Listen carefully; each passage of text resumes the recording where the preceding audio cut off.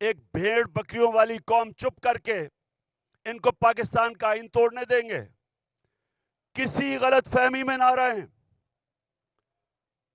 ساری قوم کا فیصلہ ہے کہ وہ پاکستان کے آئین کے ساتھ کھڑے ہیں. اور چیف جسٹس کے اوپر جس طرح کا پریشر ڈالا جا رہا ہے، جس طرح اس کے خلاف پروپیگنڈا کر رہا ہے یہ مافیا، جو ججز کے خلاف پروپیگنڈا کر رہا ہے، میں آج یہ مافیا کو بتانا چاہتا ہوں کہ ساری قوم اس ملک کے آئین اور اس ملک کے ججز کے ساتھ کھڑی ہے جو آئین کے ساتھ کھڑے ہیں. اور میں آج اناؤنس کر رہا ہوں کہ انشاءاللہ اگلے ہفتے سے میں جلسے کروں گا، شروع کروں گا ادھر سے، اور 14 مئی تک اٹک تک جلسے کروں گا. میں پبلک میں نکلوں گا، عوام کو تیار کروں گا، اور عوام کو تیار کروں گا کہ ہم کسی صورت یہ جو 2 کیئر ٹیکر پنجاب میں گورنمنٹ اور پختونخوا میں جن کا مدت ختم ہو چکی ہے، ان کی کوئی قانونی حیثیت نہیں ہے، ان کا جواز آج بالکل غیر قانونی ہے. تو ہم ڈیمانڈ کریں گے کہ ہمیں الیکشن دیے جائیں. پنجاب کا الیکشن اناؤنس ہو چکا ہے، اس کی کیمپین شروع کر رہا ہوں. پختونخوا کے لیے ہم ہائی کورٹ میں، ہم سپریم کورٹ میں جائیں گے. وہاں کے لوگوں کے لیے بھی الیکشن چاہتے ہیں، کیونکہ 70% پاکستان میں عوام کی کوئی نمائندگی نہیں ہے. ہمارا آئین پاکستان کا کہتا ہے کہ اللہ کی حاکمیت کے بعد عوام کے نمائندوں کی حاکمیت ہے. نہ اس وقت پختونخوا میں ہے اور نہ پنجاب میں ہے. اور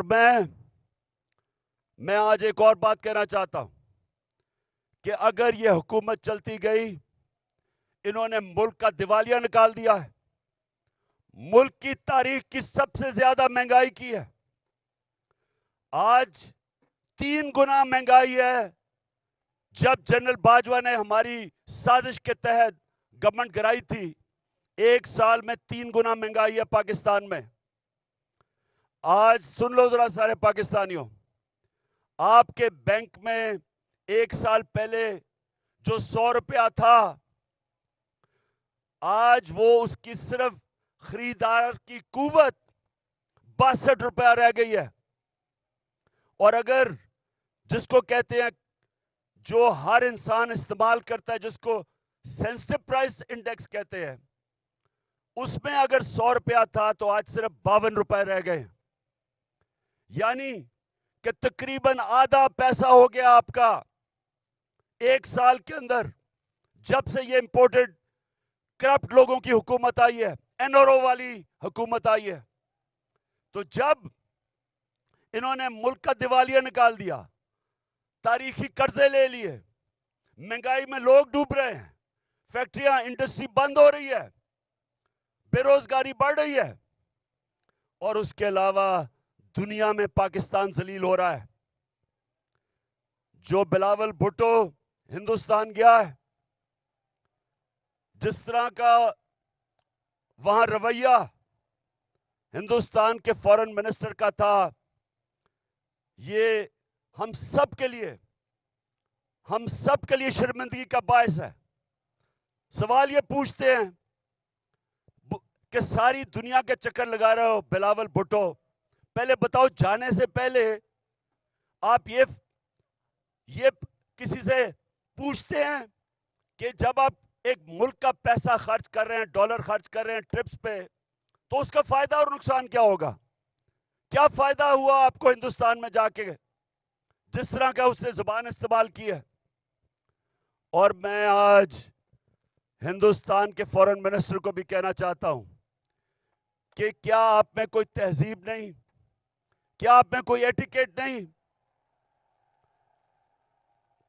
کہ ہمارے آپ کے ملک میں ایک مہمان آتا ہے، یا تو اس کو بلائیں نا، لیکن بلا کے اس طرح ذلیل کرنا، یہ ہندوستان پہ ریفلیکٹ کر رہا ہے.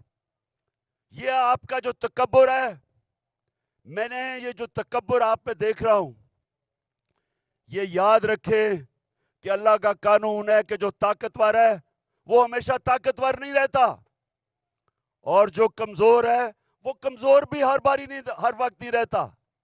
انشاءاللہ ہمارا ملک اٹھے گا اور قانون کی حکمرانی کے اوپر ہم کھڑا کریں گے، رول آف لا پہ اس قوم کو کھڑا کریں گے اور انشاءاللہ ایک عظیم ملک بنائیں گے. لیکن اس سے پہلے ملک میں الیکشن کی ضرورت ہے. اس ملک میں الیکشن ہو، عوام کے نمائندے اوپر آئیں. یہ جو گھس بیٹھی ہے سازش کے تحت، پیسے چوری کے پیسے سے لوگوں کو خرید کے، اور یہ جو اوپر آ کے بیٹھے ہیں، یہ جب تک ہے ملک نیچے جاتا رہے گا. یہ جو جنرل باجوہ نے تحفہ دیا ملک کو، جو اس ملک کو تباہی، جو جنرل باجوہ نے ملک سے کیا ہے، کوئی دشمن بھی نہیں کر سکتا تھا. کوئی دشمن ایک سال میں پاکستان کو وہ نقصان نہیں پہنچا سکتا تھا جو جنرل باجوہ پہنچا کے گیا. اور یہ جو شہباز شریف ہے، میں سے سوال پوچھتا ہوں کہ تم برطانیہ کیا کر رہے ہو؟ تم جو برطانیہ چلے گئے ہو، آپ کے پاس ٹائم اتنا زیادہ ہے؟ کیا آپ کو پتا نہیں کہ یہاں 2 دن پہلے 6 ہمارے فوجی شہید ہوئے؟ 7 پارا چنار میں ٹیچر کو انہوں نے گولیاں ماری. مہنگائی تاریخی ہے. ان حالات کے اندر تم کیسے ملک چھوڑ کے وہاں چلے گئے؟ کیونکہ پیسہ تمہارا باہر پڑا ہے، بھائی تمہارا مفرور باہر بیٹھا ہوا ہے، بزنسز آپ کی باہر ہیں، بچے آپ کے باہر ہیں. آپ کی بزنسز، بچے، آپ کے علاج، سب کچھ ملک سے باہر ہے. تو ملک صرف پیسہ بنانے کے لیے آتے ہیں. اس لیے میں سارے پاکستانیوں کو آج کہہ رہا ہوں کہ دیکھیں، اب جو آج پاکستان میں حالات ہیں، یہ سمجھ جائیں کہ قوم کا وقت آ گیا ہے کہ باہر نکلنے کا. میں نکل رہا ہوں، جان کو خطرہ ہے. 2 دفعہ میرے اوپر قاتلانہ حملے مارنے کی کوشش کی گئی. میں نام لیتا ہوں، دونوں دفعہ ان کے پیچھے جنرل فیصل نصیر تھا.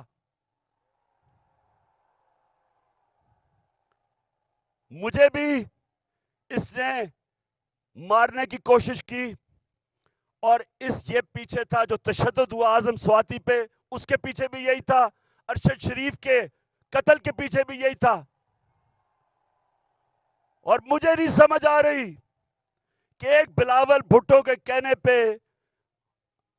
جنرل باجوہ نے کراچی کے اندر ایک sector in charge I S I کا تبدیل کر دیا. ہم یہاں 1 سال 8 مہینے سے اس آدمی کا ظلم سہ رہے ہیں.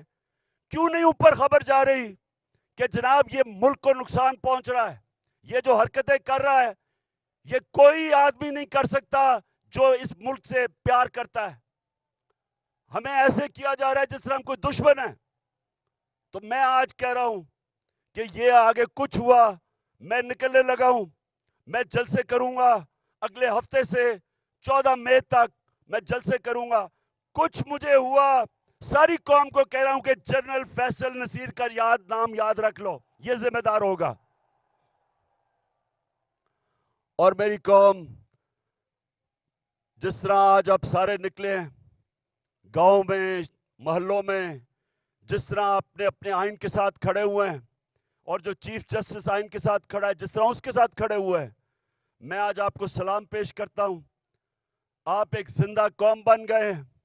یہ یاد رکھیں گے، جب ایک قوم کا آئین گیا، اس کا مطلب اس کا قانون گیا، اس کا مطلب اس کا انصاف کا نظام گیا، اس کا مطلب کہ رول آف لا گیا، اور اس کا سب سے بڑا مطلب کہ اس قوم کی آزادی گئی. وہ قوم غلام بن گئی. وہ قوم جنگل کے قانون میں طاقت کی حکمرانی کی وجہ سے طاقتور کی غلامی کرتی ہے. تو یہ ہماری یہ سیاست نہیں ہو رہی. آزادی کے لیے سیاست نہیں کرتا. آزادی کے لیے جہاد ہوتی ہے. یہ ہم جہاد لڑ رہے ہیں. ہم اپنے ملک کو آزاد کرنے کے لیے, قانون کی حکمرانی قائم کرنے کے لیے ہم سب جہاد لڑ رہے ہیں. اور آپ نے اب میرے ساتھ چل رہے ہیں. میں اب نکلنے لگا ہوں, اور انشاءاللہ ہم تب تک سانس نہیں لیں گے جب تک الیکشن کروا کے اس ملک کو ہم آزاد نہیں کرتے. پاکستان زندہ باد.